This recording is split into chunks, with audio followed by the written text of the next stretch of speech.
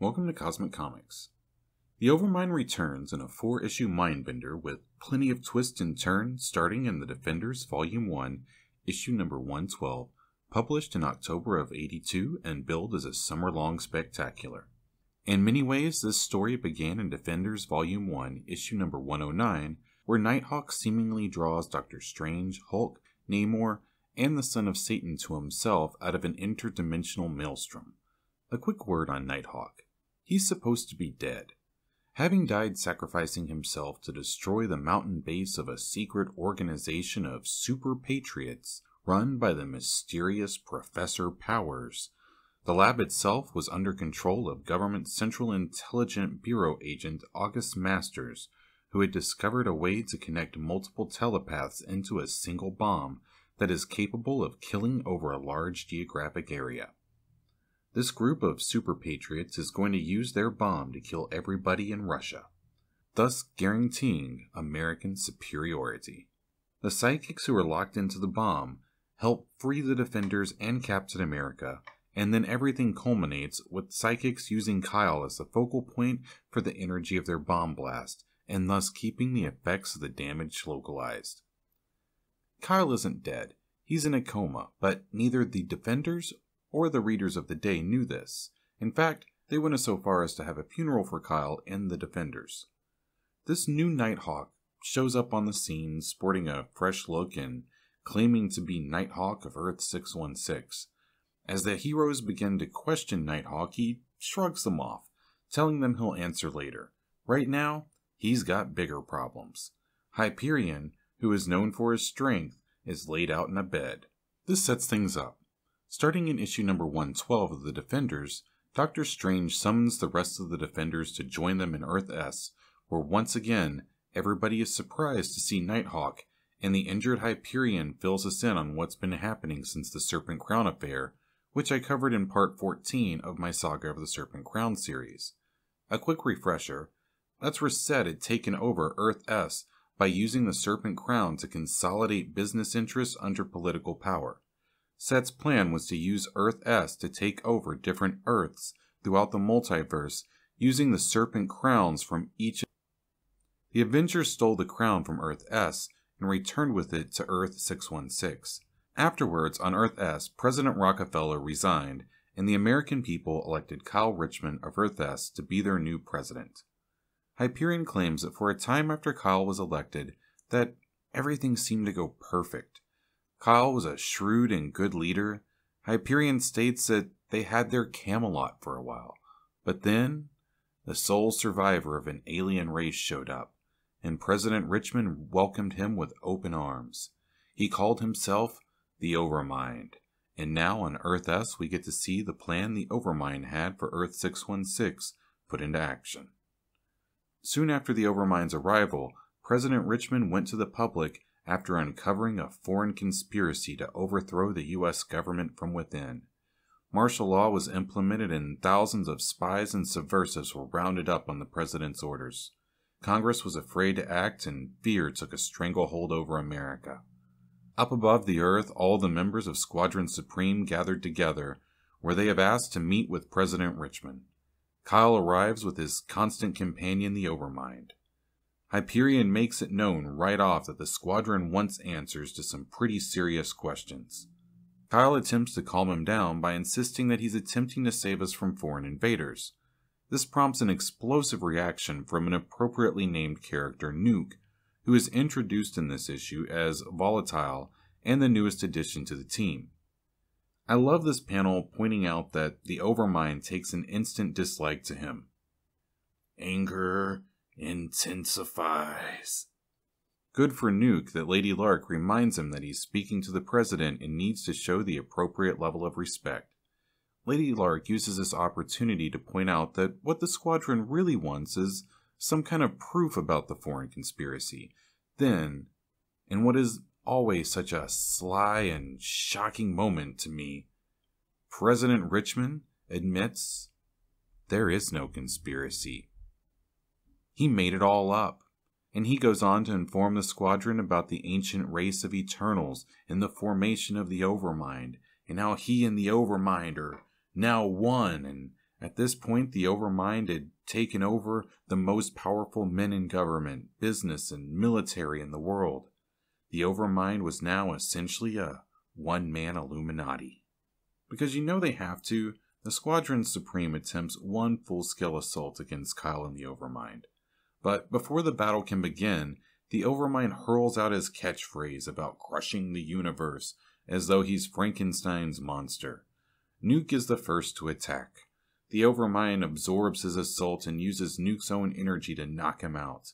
His next move, a blast of pure mental energy, takes out another 3. Overmind shrugs off blasts from both Arcana and Dr. Spectrum. Another swipe takes those 2 down. Likewise, Power Princess is down with a single punch. Lady Lark and Wizard think they can take him out, but meet the same fate as the rest and end up taking out the Golden Archer in the process. This leaves Hyperion as the last man standing. But rather than take the chance that Hyperion would be successful, Kyle had planned ahead and reveals Hyperion's weakness. Argonite, a radioactive piece of Hyperion's home planet. Yet another Superman parallel for Hyperion of Earth S, as Argonite essentially equals kryptonite. Hyperion manages to run past the president and into the squadron's teleportation device, which allowed him to escape. Once on the outside, Hyperion found his adopted planet turned against him through a media witch hunt which claimed he was working for the foreign conspiracy. Not knowing where to turn next, Hyperion flew north to his Tower of Isolation, which, if it hadn't been destroyed by Kyle Richmond, I am certain would look just different enough from Superman's Fortress of Solitude. There was nowhere left on Earth for Hyperion to go, so he took off towards the stars. Even then he was thwarted. Circling the Earth were recently launched satellites, bathing the Earth in concentrated Argonite rays. I have no idea how that works, but within seconds Hyperion's bloodstream was saturated with a deadly amount of radiation. So, in response, he steals some metal off one of the satellites and builds the underground bunker we now find our crowd of defenders in at the moment. While all of this was going on, the rest of Squadron Supreme became fully under control of the Overmind, and the leaders of the world who had refused to bow before America and the Overmind's might soon came to heel under the destructive force of Squadron Supreme. New Nighthawk does a great job of spelling out the problem. On Earth S, the USSR is a second-rate power, and since no other nation developed the atomic bomb after the US fell, it was easy to get the rest of the world to fall in line. At this time, New Nighthawk also claims that he was saved from the explosion in Colorado and given a new set of clothes by the same entity that picked Namor, Hulk, and Doctor Strange out of the metaphysical whirlwind. Everybody is impressed with Kyle's insight and inspirational speech. It's at that time that Hyperion rises from the bed long enough to warn them that the Overmind wasn't content with taking over the Earth. No, he's got a moon base, where he's hanging out with Squadron Supreme and planning to crush the universe. Yeah, next issue is Moon Madness. The Overmind did not take any PIM particles. That picture is just the title page. The splash page that follows up has Kyle showing off the Overmind's progress on building his moon weapons. We soon see how they got built so fast. He has the squadron working on the production full-time, each of them working obediently, never talking, just focused on their work and the task at hand. We're also told for the first time that Kyle Richmond didn't willingly accept his role in this tragedy. I love this section of panels here. Kyle goes into detail about the progress of the starships and how great the Overmind's eventual vengeance will be. The Overmind once again robotically responds with his tagline. One problem I have with this character at this point in the storyline is that he seldom seems to live up to his threatening image of somebody who conquered thousands of worlds. He looks like one of those dolls who you pull the string out of the back and he just keeps repeating a limited set of phrases. You may not remember me mentioning a secret organization of American super patriots with an agent by the name of August Masters. He happens to have survived the blast of the psychic facility and was transported to Earth S in the process. He should have been happy to see a world in which the United States was so dominant, but he didn't see a land of the free.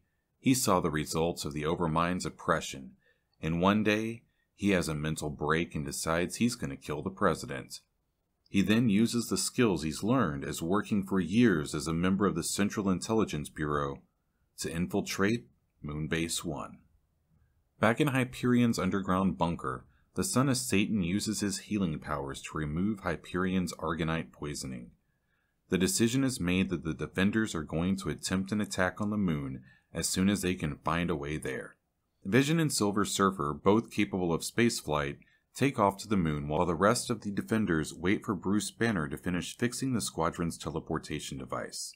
Unfortunately, Bruce can't find a way to power the machine up enough to get everybody to the moon, which makes him upset, which leaves us with the Hulk instead of Banner. Namor and the Hulk begin to argue, but the conversation is broken up by a strange voice asking them to put aside their childish bickering. A face forms out of the psychic energy, and then a body. It's Mindy, one of the psychics used in the Psy-Bomb experiment and a love interest of Kyle Richmond from Earth 616. But now it's more than Mindy. Somehow Kyle can tell that she and the other telepaths linked together to form a bomb have merged into an entirely new being, and he wonders how much, if any, of the woman he fell in love with is left alive within the being before them.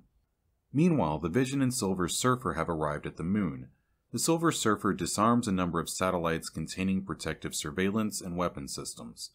Knowing such a move had to have been noticed, they quickly enter Moonbase 1, where they immediately run into Nuke and Dr. Spectrum. Dr. Spectrum faces off against the Silver Surfer, but the Surfer's cosmic powers prove too much for the Doctor, as the Surfer takes him out by feeding the raw energy of the Power Gem back onto him.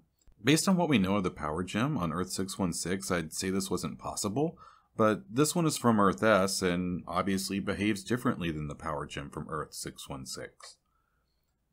Vision takes Nuke out by using his move where he partially solidifies within somebody. It's at this moment that the proverbial dam breaks loose and the rest of Squadron Supreme rushes into the room to attack. And right on cue, the defenders are transported in with the help from the psychic conglomerate. But the strain of transporting so many defenders such a great distance strains her to the point that it can no longer hold its human form. So here we are, the defenders versus Squadron Supreme on the moon, with President Kyle Richmond and the Overmind directing the battle from above. Although we're all hoping for a no-holds-barred battle of epic proportions, Son of Satan reminds the defenders to exercise restraint since the squadron is no longer in control of themselves. Hulk dispatches Tom Thumb, who thought he could contain the beast. The Golden Archer attempts to attack Valkyrie from behind while she goes toe-to-toe with the Power Princess. The Gargoyle returns the favor by taking the Golden Archer out from behind. Captain Hawk is taken out with a single punch from Nighthawk, which, disappointingly, could have been a much cooler battle. I seriously doubt a seasoned veteran such as Captain Hawk would get his weapon stuck like that, unless he did it on purpose. Meanwhile, the Overmind and President Richmond continue to observe the carnage below as the Vision, Silver Surfer, Son of Satan, and Doctor Strange begin destroying the Overmind's fleet of starships. It appears as though Lady Lark is going to take out most of the defenders with her voice, but Doctor Strange is capable of muting her with a sphere of silence. Arcana versus Wanda, another fight that could have been much more epic, ends quickly with a single hex from the Scarlet Witch. As the Beast fights the Wizard, he's the first one to note that the fighters on the Squadron Supreme side seem out of sync, and he thinks that maybe this is from having endured months of mind control. This reinforces the idea that this isn't a fair fight or a true showdown between these two teams. Namor versus Amphibian. At least a third battle here that would have been awesome to witness had it been really done out well, but this fight is also over almost as quickly as it began. The entirety of Squadron Supreme has been defeated. Back in the control tower, something strange is going on.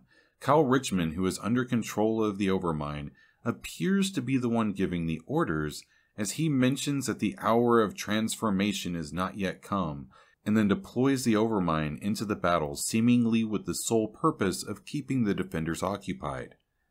The Overmind obeys and blindly walks into the battle, screeching his catchphrase one more time. Remember Agent August Masters who infiltrated the moon base? He's still doing his thing. The Hulk and Hyperion, and oh my god, what is wrong with Hyperion's eyes? Anyways, the two of them decide to attack the Overmind together, both landing a strong left punch to the Overmind's jaw. Are they lefties? Why are they leading with left punches? Not that it matters, because the Overmind is unfazed and uses a couple of mental bolts to send them both reeling. Recognizing that the Overmind is too powerful, Nighthawk decides on another route, but it appears as though he's too late. August Masters is finally caught up to President Richmond, and in the spirit of freedom, he pulls the trigger on the President of the United States. And for the second time in less than a year, we're left with a dead Kyle Richmond in the pages of the Defenders. Meanwhile, the new Nighthawk doesn't know how to respond to the sight of himself lying dead before him. Outside, Dr. Strange calls a halt to the battle due to a disturbance in the Overmind's psychic aura. Almost as soon as he says this, the Overmind begins to curl up into a ball, repeating his catchphrase in the process. Then, things start to get really crazy. Back at President Richmond's dead body, something black and cold starts pouring forth out of the body's chest. His evolution complete. The hour of transformation has begun. Rising forth with his full might on his home planet, his home moon, is Null, the living darkness, and he looks so much more badass than he ever did before. And wow, what a cliffhanger. Null controlling the Overmind is such a great twist. Both are the vengeful last remaining members of their species. It makes some sense that they might work together, but this looks far from an equal partnership. I'll discuss the conclusion of this arc and how Null and the Overmind came to be teamed up together in the next episode of Cosmic Comics. Thanks for joining me. It helps the channel out when you hit any of the buttons below. I'm out.